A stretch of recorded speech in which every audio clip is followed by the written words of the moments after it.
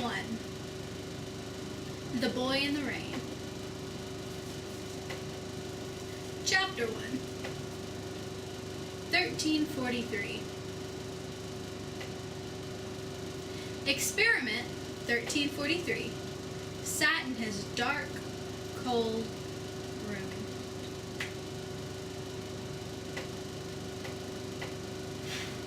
He often thought of it as more of a prison than a room.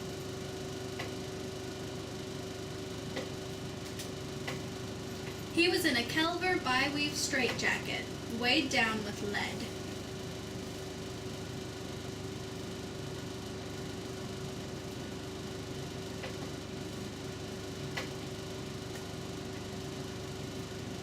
Nightcard, the genetic engineering company that created him, couldn't afford to leave any possibility of his escape.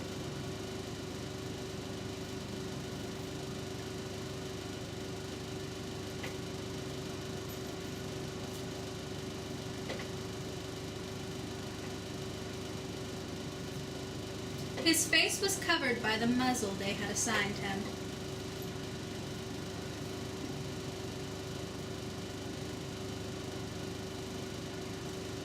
It showed no hint of his face.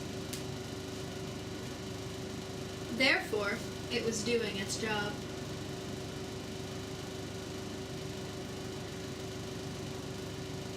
All that could be seen from the mask were the eyes that shone an almost transparent, clear blue.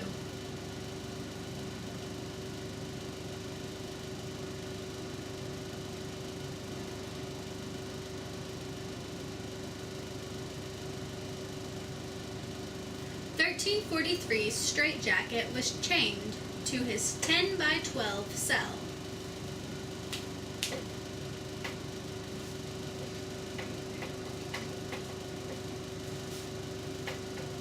His most valuable possessions, his paintings, adorned the walls.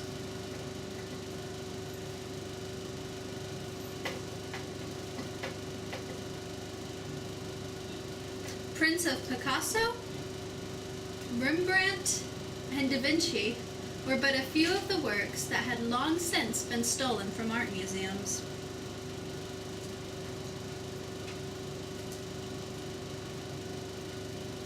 High-end fakes replaced them in their respective galleries.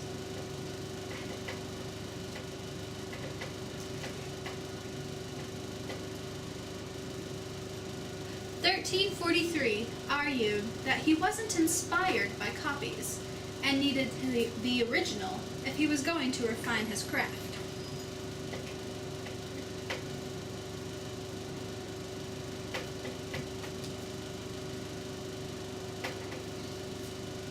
Right above his head on the wall he was pinned to were his favorites.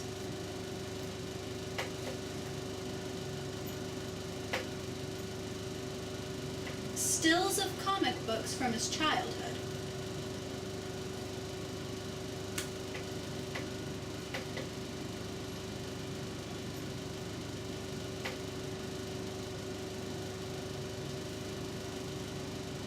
All of the art in the room was inspired to invoke his imagination and to sharpen his powers.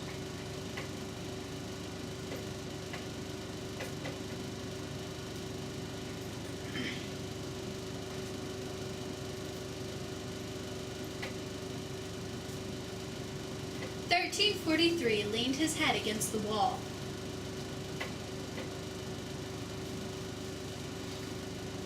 He looked at the paints he used during the 1 hour he had of free time.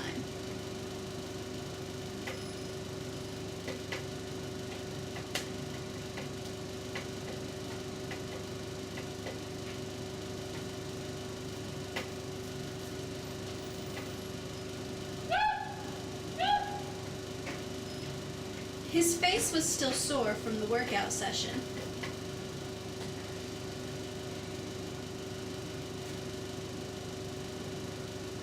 It hurt, after all, to keep ripping his face off.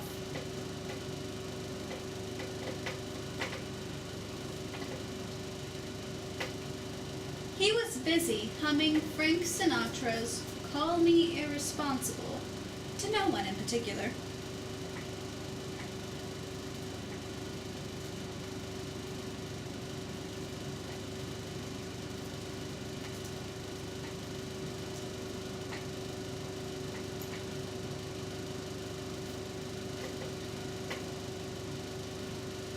The giant metal door 1343 was facing had 3 2-foot diameter steel tumblers locking him in.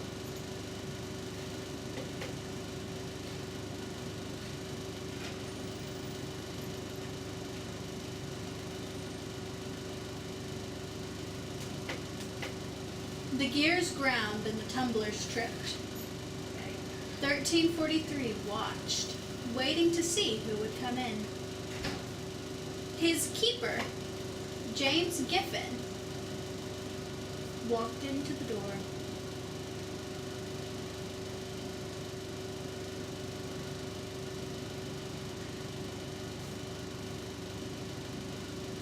"1343 recognized him immediately from his shock of red curly hair atop his rotund body.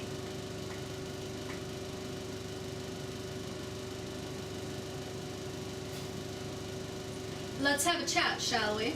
Giffen said.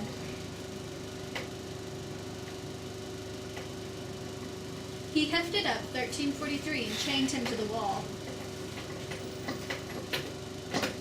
Giffen wanted the bastard eye level and pinned so he couldn't escape. Then Giffen unhooked the face mask.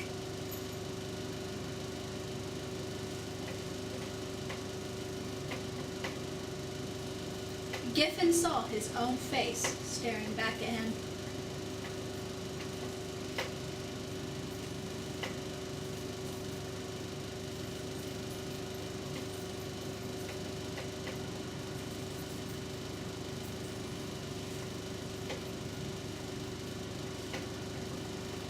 "Damn it! I told you to stop doing that," Giffen said. He grabbed 1343's face and tore it off. What lay beneath was a kind of pure white, slick, and glistening surface.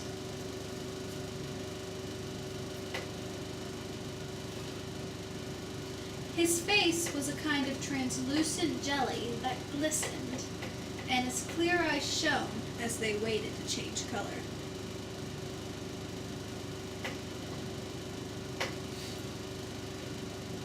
His eyes and his mouth free-floated in the jelly.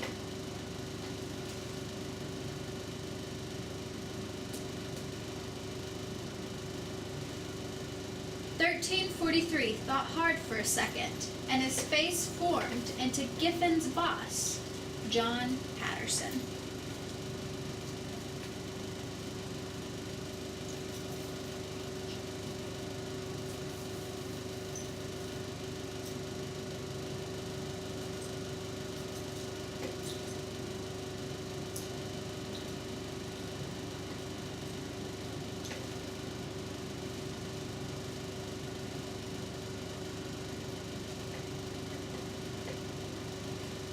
"1343's new face was thin, with a graying goatee and sharp green eyes.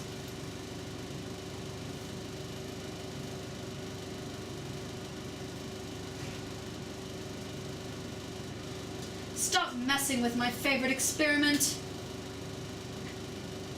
1343 said, mimicking Patterson's voice.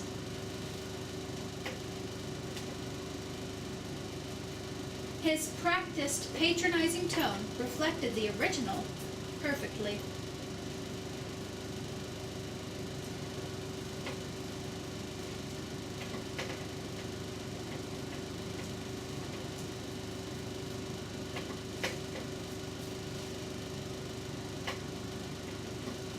Giffen drew his hand back and punched 1343 in the face. "You shouldn't punch a face worth $42 million, Patterson's face mocked, hanging halfway off. How much? $42 million.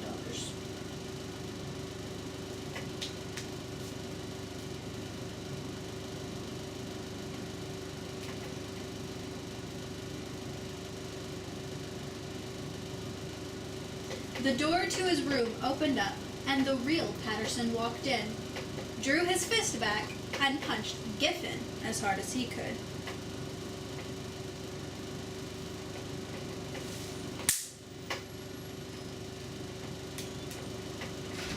The punch lifted Giffen off of his feet, and the disgruntled keeper crashed into a still wet rendition of the Mona Lisa.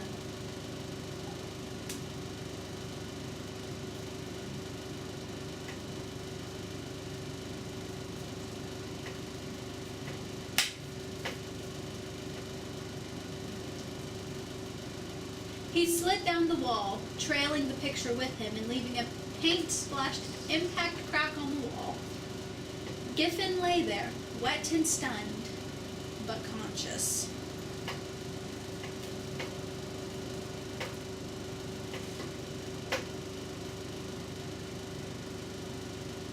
"You damned idiot! He's worth more to this company than you could ever imagine," Patterson shouted, spittle flying everywhere.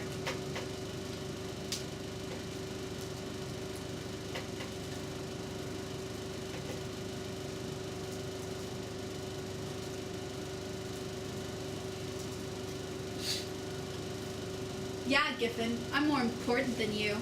1343 stuck his tongue out of the half-off cracking Patterson face. The real Patterson went up to 1343 and ripped his face off. "Just because I can do that doesn't mean it feels good, John," 1343 said to him with a weak chuckle. "Shut up," Patterson said. "That thing was giving me the creeps. I'm way more handsome than that."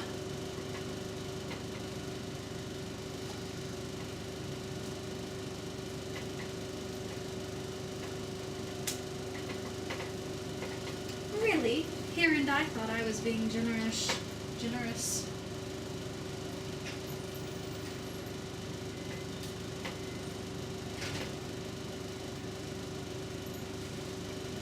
Patterson turned to continue to reproach Giffen while 1343 began to morph his face once again.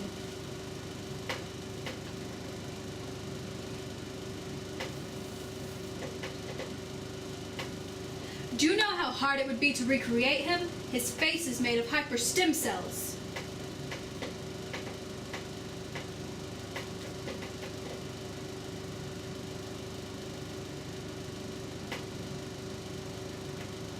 "Hell, the stem cells are embedded in his entire body. His motor functions are faster than humanly possible."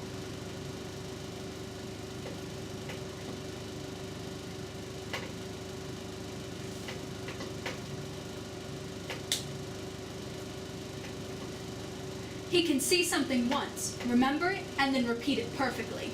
He is the epitome of a spy."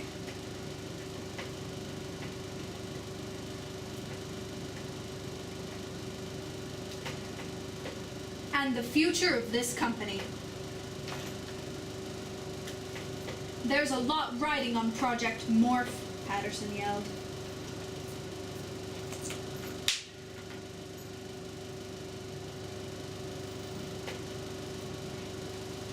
"Too bad I'm such a pain in the ass, right, Daddy?" a little girl's voice said.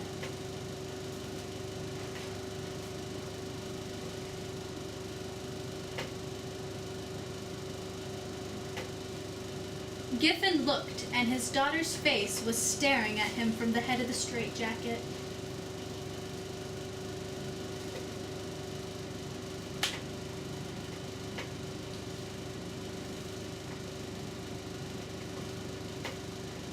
"I blame it on my parenting," 1343, codename Project Morph, said, trying his hardest to look cute as he stuck his tongue out of the pre-adolescent little girl face.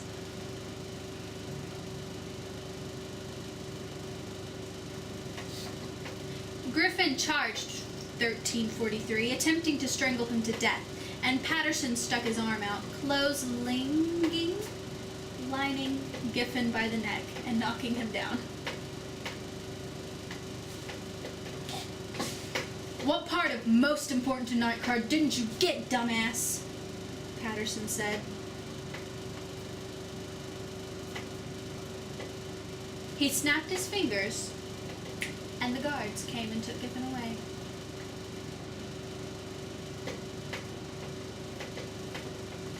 "Damn you, 1343! I'm gonna kill you! Giffen roared as he was dragged out of the room by two fairly sizable members of the security personnel. The door shut, the tumbler stripped, and there was silence.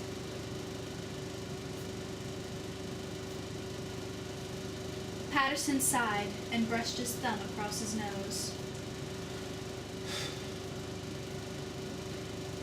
Ah, so time to turn the cameras off then? 1343, who called himself Faceless, asked. He was familiar with the gesture. Patterson calmly walked up to Faceless and drove his knee into Faceless's abdomen.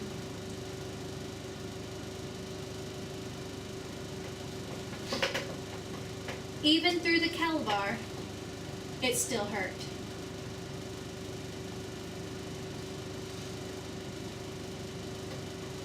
Faceless was always surprised that even though he had a higher tolerance of pain by design, Patterson, a 50-something-year-old man, could hurt him.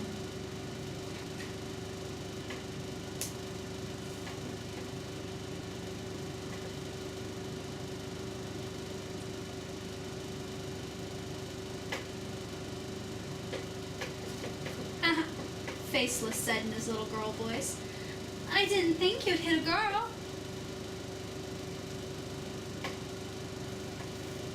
Patterson pulled up a chair and sat across from Faceless.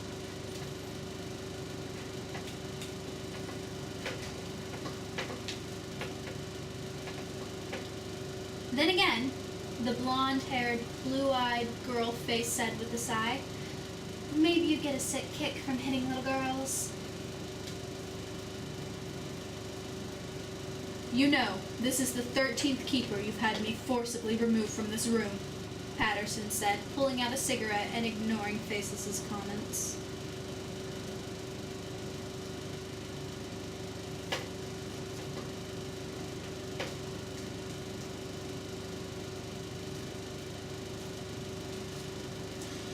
He leaned back and took a drag. He exhaled and glared at Faceless. I'm beginning to think there's no reforming you. Mentally, I mean. Your physical reforming is fine. He chuckled at the small joke as he took another drag. Okay, think about it, 1343. You can change your face, because your true face is nothing but stem cells.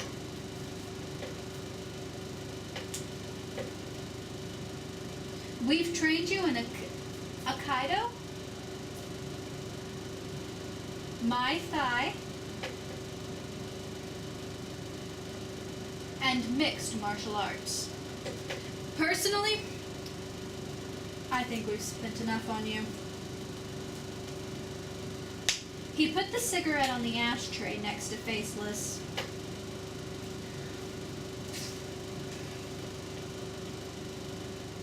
His keepers tended to want to smoke after 5 minutes in his company.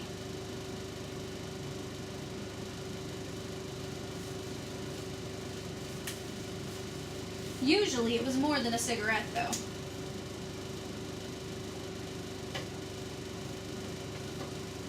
However, even though I think we've spent enough on you, the President of the United States wants you. And whatever Madam President wants, Madam President gets. Faceless sighed. He had met the President of the United States.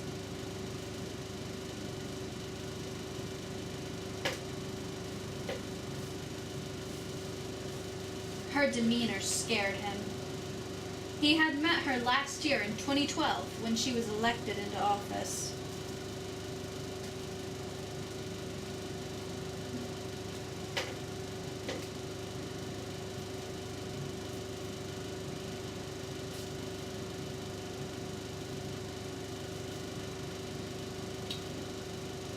As soon as she could, she had come by to start bid on experimentations.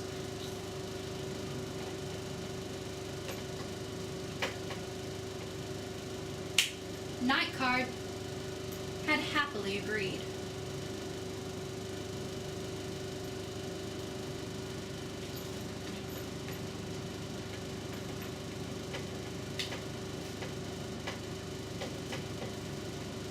The United States kept the United Federations of Nations off their back.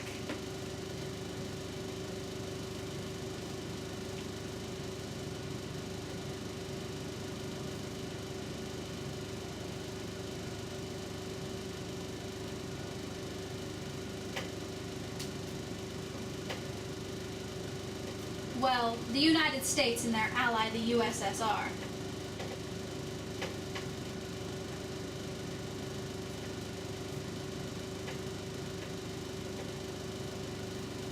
Although Nightcard did transactions with the UFN in secret as well. Especially Sweden.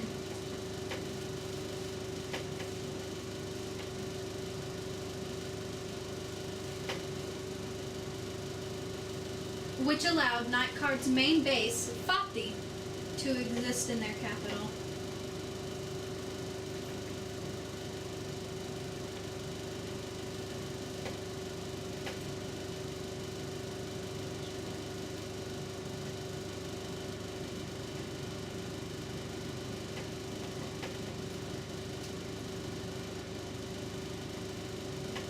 It's the beginning of the month, and your birthday. Happy birthday. But we need to run another field test. So what's the deal, you little smart-ass bastard?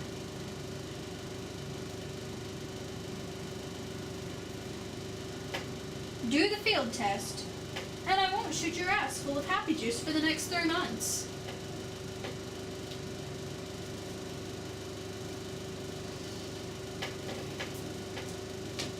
The happy juice was a far cry from its namesake. It was slang for a drug they had in their pharmaceutical department.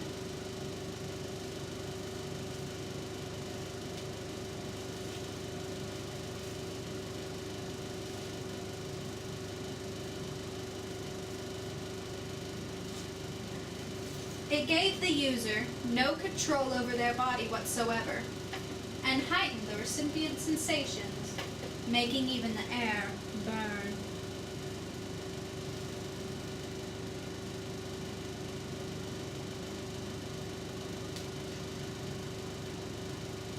This treatment was particularly effective against Faceless.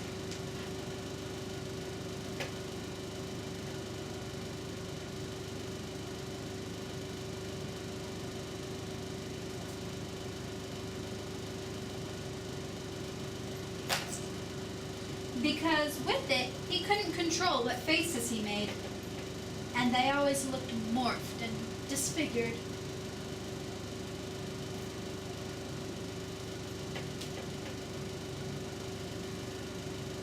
You don't want that, do you? Patterson smiled behind the smoke.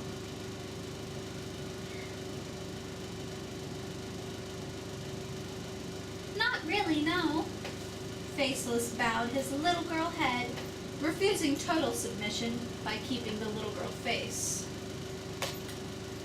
Voice.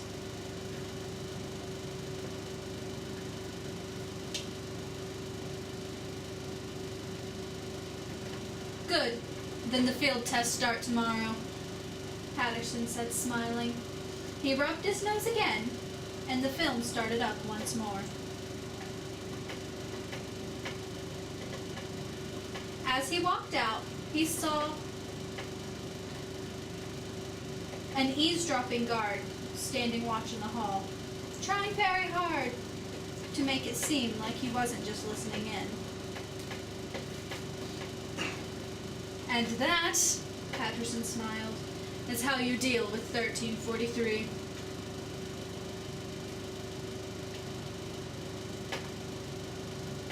Faceless sat in his room and looked at the walls again. They were covered with paintings, each of them a different artist he'd copied, each a different style.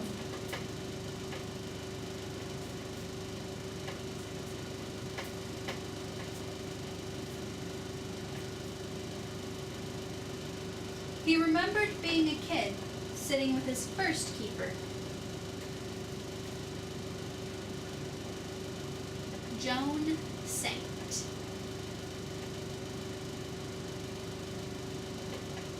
She was his favorite of the keepers.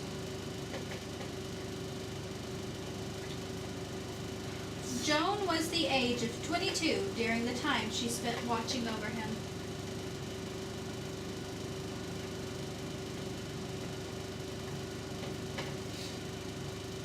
Faceless had remembered that she had been kind.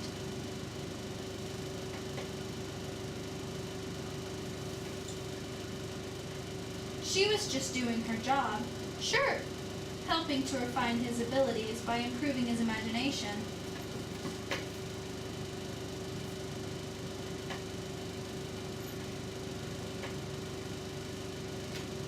She had left her family to come take care of him.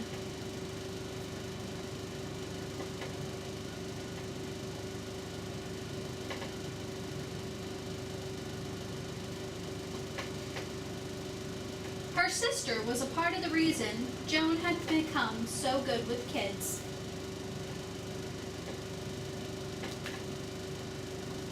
The sister, almost the age of Faceless, was sad to see her go.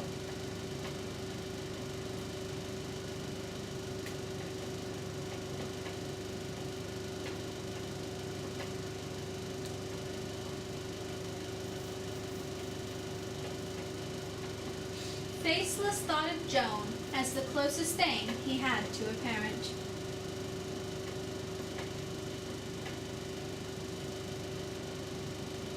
By his count, since it was his birthday, he was 20.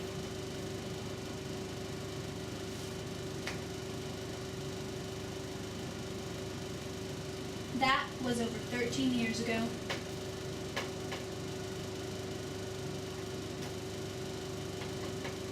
He had been one of 5 test tube babies.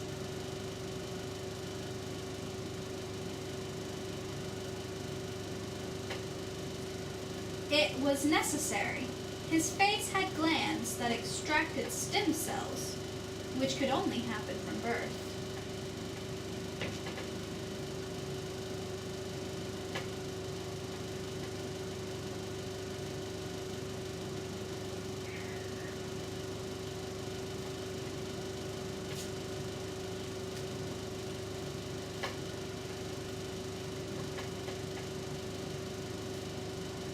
The first 4 hadn't made it, and he almost hadn't either.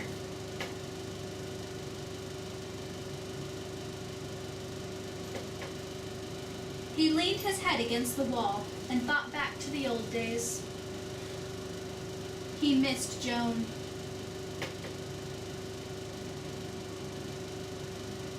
He hadn't driven her away. She had been reassigned.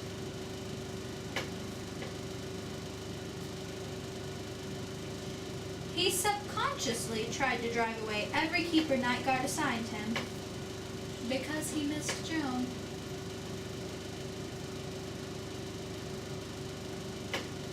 He gazed across the wall at his favorite painting.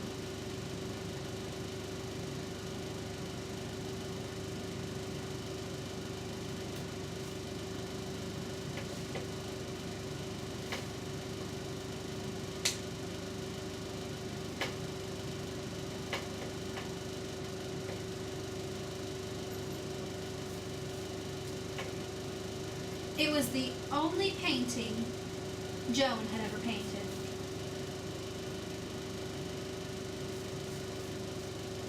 It was of a woman without a face.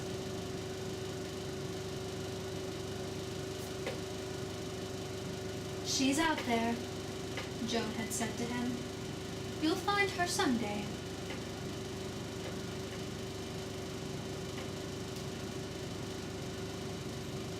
The field test was his chance, he told himself.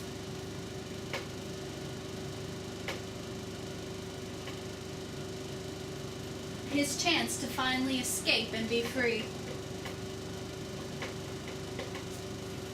He had told his friends, he had promised a friend a long time ago that he would escape.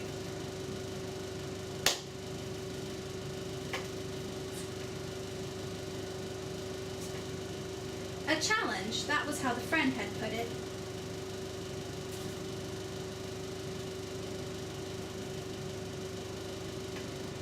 And he was determined to rise to it.